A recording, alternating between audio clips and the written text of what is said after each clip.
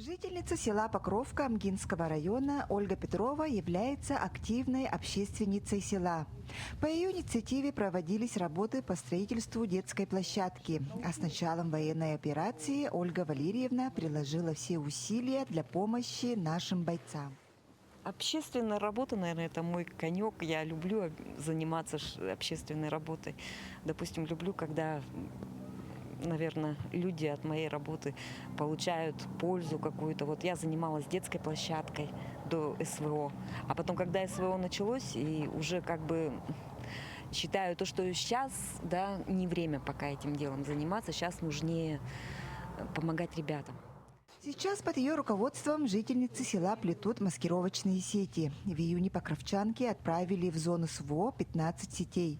Помимо этого, семья Петровых недавно отправила в помощь автомашину УАЗ. Мы с супругом как бы решили, и у нас сын добровольцем ушел. И у них как бы в батальоне нет машины, вообще в батальоне, не только в ихнем расчете. Ну вот мы решили отправить машину. Сначала я хотела поменять на рэбы, спрашивала везде у волонтеров, можно ли машину поменять на рэб. Ну как бы все молчат, и мы ее решили отремонтировать и отправили. Меня научила моя мама, Ольга Валерьевна. Она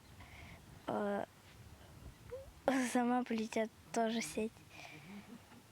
Она научила всех, кто тоже плетет. Смотрела, как мама плела, и тоже повторяла за ней.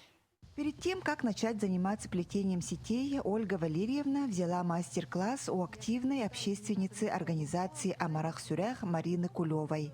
Марина Викторовна учит всех желающих техники плетения, и ей в этом помогает вся семья. Я решила начать сразу во дворе вязать у себя. И вот мы до Аланхо связали вот 10 сетей, отправили уже на фронт. И после Аланхода продолжили работу.